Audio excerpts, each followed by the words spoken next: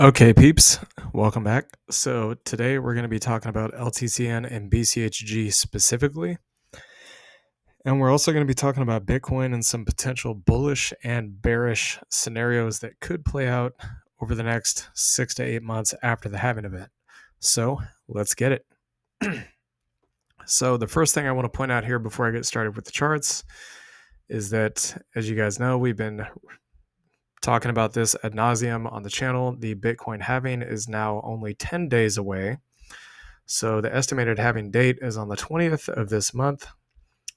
Today is the 9th, as you guys can see. So it literally is, get rid of this real quick. So it literally is the end of next week. So we're Tuesday of this week. That would be Saturday of next week is the estimate. Again, it's going to be like a couple of days before or after, give or take, because it's based on like a certain number of blocks. So basically after every 210,000 blocks, as you guys can see here, approximately every 4 years, the Bitcoin reward gets cut in half.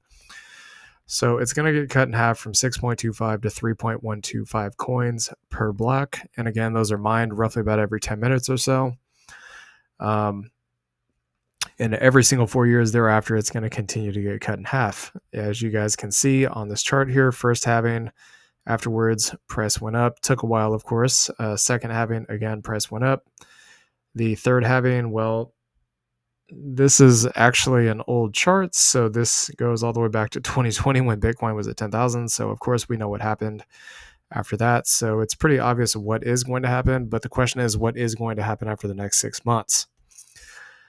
The reason I bring this up is because Bitcoin's already had a massive run up. We all know this. So let's talk about LTCN real quick. So we don't have a lot of history on LTCN. As you guys can see, it was around basically after the halving of last year. So it looks like it got brought into inception in August of 2020. I don't know if this is the most, I'm not sure if it actually came into creation on August 20th or not. We can look at that. It looks like there's only one ticker that pops up here. So I'm just going to assume that this actually got created in August of that halving year. Again, that's there's no guarantee of that, but basically what we're looking at here is that so the halving happened, and then a few months later LTCN came into existence, and it did go up apparently. So we opened down here, went all the way up here to $98, and then it pulled back, and it kind of did nothing until Bitcoin started to run up. And once Bitcoin ran up, LTCN ran up. So we can confirm that much. So what does this tell me right off the bat? It tells me there's a possibility that LTCN could actually pull back after the halving. That's possible. Do I think it's likely to happen at this point? Well, that remains to be seen. I'm not really entirely sure of that. Again, I say that because Bitcoin has already run up to new all-time highs, and we're not even at the halving yet. And LTCN really has not had, I mean, it's had some pretty good sized moves, but again, when you look at the size of these candles and compare them to the size of these candles over here, I mean, it really looks like LTCN has done essentially pretty much nothing. Okay. So just to give you an idea of just how crazy some of these candles are, we're going to measure them. So this one right here, as you guys can see from the bottom to the top, is an insane 96% move. The next one, which was even more insane than that one, was, well, okay, it was roughly about the same, I guess. So about an 87% move, but I mean, still that's a pretty massive move. I mean, it's way bigger than what we've seen. So this one is, again, absolutely ridiculous. I mean, it appears to be roughly around the same in terms of percentage gains, but when you take a look at the dollar amounts, I mean, from dollar amount to dollar amount, it's huge. So you're talking about $80 all the way up to $150, and that's in a single week. And then again, from $150, this time it went up to $200, almost $300 in a single week. So $150 to $280, and then yet again from $280 all the way up to the peak at $510. So pretty huge moves in 3 weeks. You saw roughly about a 250% gain, and that was from prices that were higher back then than where we currently are now. So that's something to keep in mind. So based on this history, I would say a pullback in LTCN could be likely, but again, there's no guarantees. The most bullish move for LTCN happened generally the end of the halving year, which again, we're kind of towards the middle of it. So probably to really be able to see what this thing can do, probably gonna have to wait till closer to the end of the year. And then of course when Bitcoin tops out, LTCN and BCHG and the underlines are most likely going to top out as well. So BCHG, very similar thing. So it got brought into inception the same month, and August to September it dumped, which of course makes sense because August and September are generally terrible months for the markets. That includes stocks, not just crypto. And then, of course, Bitcoin was getting ready to do its, pumpito to the upside. And then this thing just took a massive moonshot all the way up to the top. And then as Bitcoin was kind of chopping around and looking weak, that's when these charts started to look weak, which kind of makes perfect sense. And once again, the moves on BCHG over to the right are not nearly as large as some of these to the left. So this one right here went from $10 to $25 in a single week. I mean, that's a massive move. If you get something like that in stocks, that's considered to be like a grand slam trade right there. So 140%. This move was from $20 to $43. So that's in 1 week. That's over 100%. This is what it looks like when, crypto gets really, really crazy. I mean, really crazy, which I think we haven't really seen that true all season yet. But so BCHG from this green candle from the bottom went from $30 to $60. So again, another massive move. But of course, on the flip side, the moves down were just as big. So 55 down to 38. And then roughly about $51 all the way down to about 23. So it got cut nearly in half or even more than half in the case of the drop of, the pullback in crypto during the mid-cycle portion between the two peaks. So we're going to go ahead and take a look at Litecoin and Bitcoin Cash. I want to reiterate this to you guys. So we are currently in April. As you guys can see, we've had a massive move up basically from the start of the year to where we are right now. And there is obviously a slight pullback coming here. So from this bottom all the way to the top, just on Litecoin alone, we've had about nearly a 90% move. But if we go back in history and we take a look at the previous time during the same halving year, but in the previous halving, so this would be April 2024 now, and we go back to April in 2020, you can see it kind of paints an entirely different picture.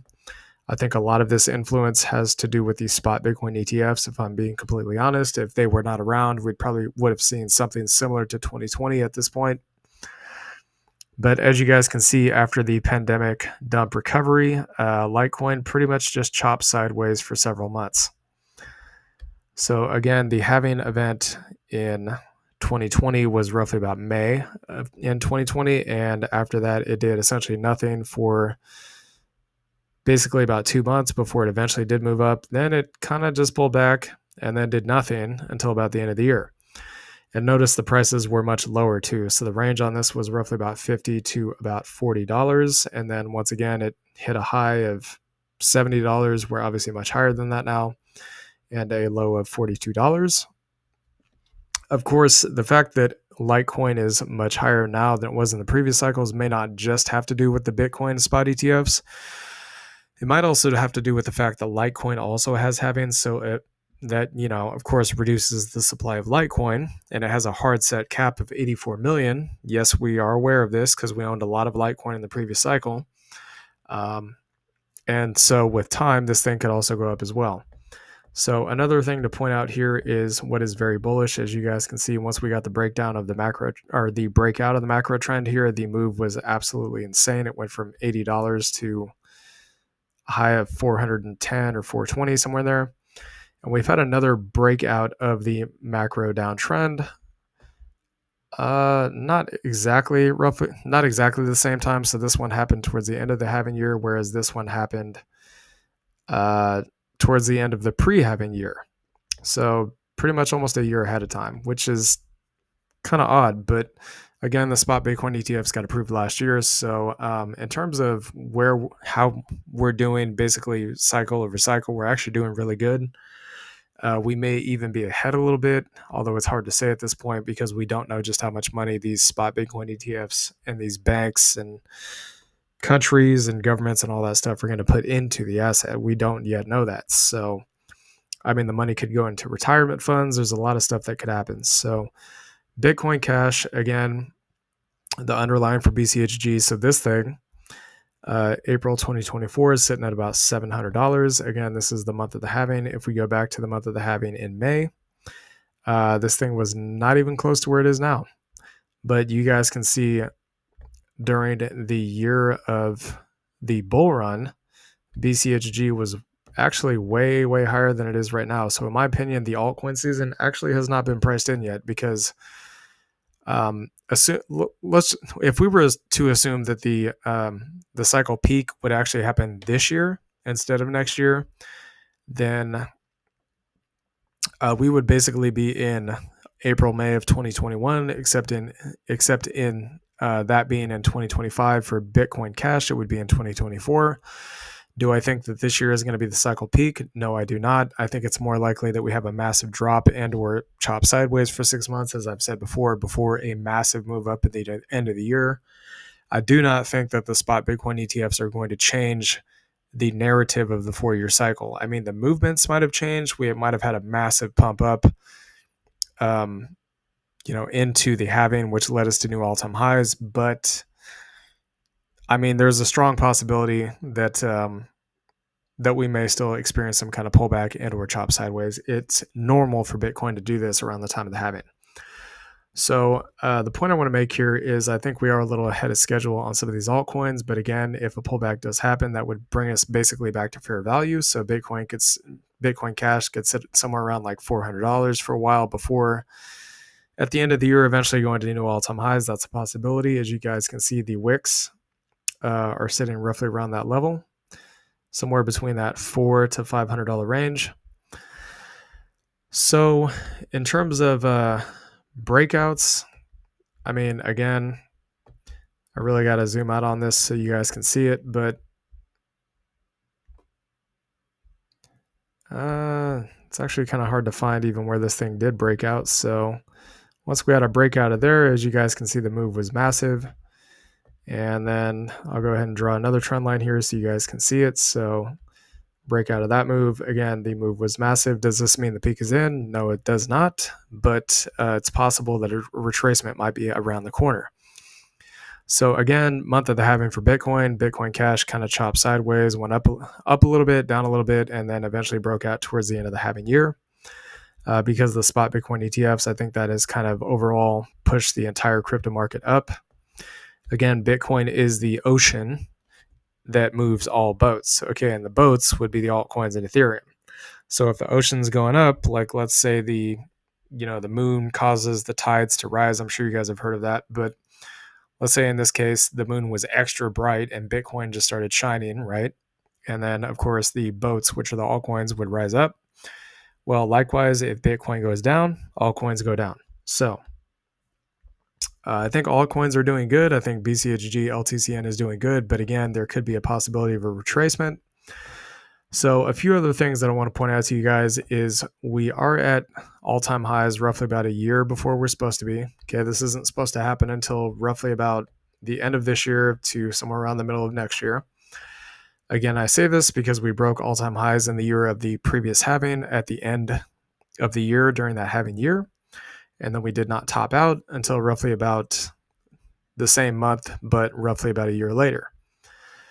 So there's a few things I want to point out here. So there is some level of confluence between the bulls and the bears here. So we do have like a double cycle peak. A lot of people are looking at this and saying, oh, well, this is the first peak, second peak, third peak. We're going to have a triple top and then we're going to dump. Is it possible to dump? Yes. Do I think it's a triple top and we're just going to go into a bear market from here? No.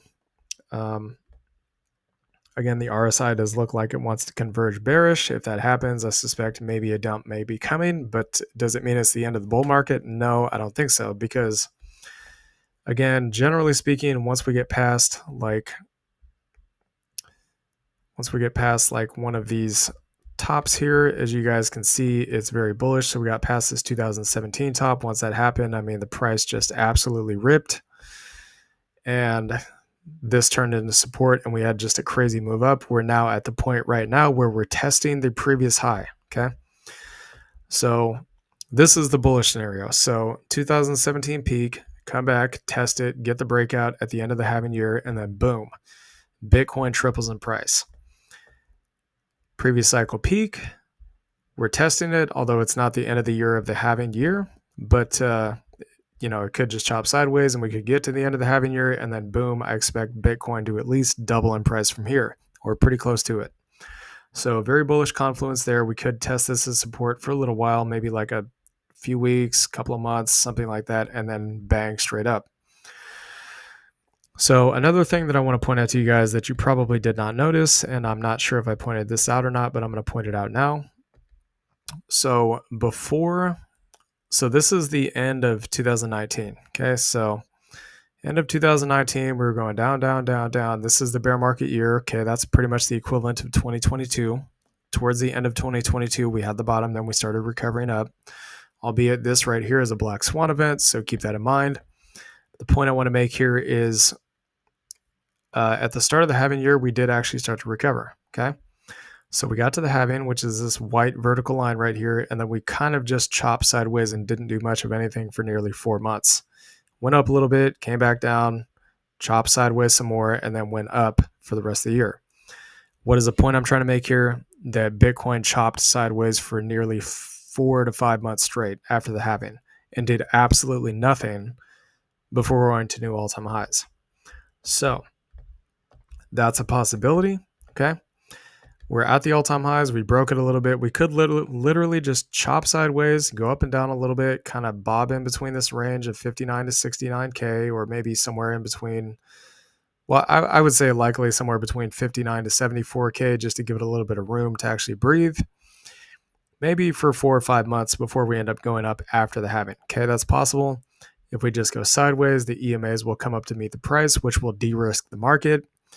Altcoins might sell a little bit off, but that's fine. It's better that it chops sideways so that the prices don't go down as much than if it were just to have a massive 50% drop. Okay, that is one scenario. And then once the end of the year comes, bang, we go to new all-time highs, and then the cycle timing is on point. We should see the end of the bull cycle sometime around next year. Or if you guys want to look at the bearish scenario, as you guys can see here, we kind of had a rounding top. So we had a high, higher high, yet a higher high. And then we had a lower high here, and then we broke down. Okay. So the point I'm making here is this was kind of a rounding top. Again, we had a high, and then we had a higher high, and then we broke down. So when you see Bitcoin kind of stalling out like this a little bit on the weekly, that does indicate there's a possibility of a pullback. We are seeing something very similar on Bitcoin right now. There's a possibility of a pullback. So if we go back and take a look at the other indicators, you guys can see that both of these times when Bitcoin was about to sell off massively, we did have a death cross on the RSI. So death cross, we had the death cross actually a little bit early back here. So that was bearish divergence. But as you guys can see, we had a death cross here, and then each time we had a big drop. So from the peak, basically to get back to the bottom of the EMAs, when we had that summer dip there, just to get to the EMAs was about a 40% drop. And from this peak, just to get back to the EMAs was about a 36% drop, although this was the bear market drop here, which was to be expected with the timing of the cycle. So what I want to point out here is we do have some bearish divergence. So price going up, RSI coming down. And it does look like we're about to get a death cross on the RSI. So there could be a possibility of a pullback on Bitcoin, which could pull back the rest of the market. That's possible. Okay. I don't want you guys to think this is going to go up forever and, try to convince you guys of something that may actually not happen. I'm trying to lay out all the possibilities here. So if we get that pullback, which could be a nasty pullback, it could pull back right into this channel here at the red EMAs, which would be about a 38% drop. Or it could even go as low as back down to this 30K level, 36K in this case, right around that macro trend line, which again is the monthly trend line. That'd be about 48%. So, very similar thing with the rest of the indicators for Bitcoin, which we're going to look at a little bit later on. But, a lot of the indicators are super bullish. A lot of them are super bearish. Some of them look like they've topped out. Some of them look like they're barely just moving. So it's hard to say exactly what's going to happen, but I did want to lay out the scenarios that could happen for the next 6 months. So, anyways, this is the bull bear case scenario for the next 6 months following the halving for LTCN and BCHG. Hope you all enjoyed this content. Please like, comment, and subscribe, and I will see y'all later. Peace.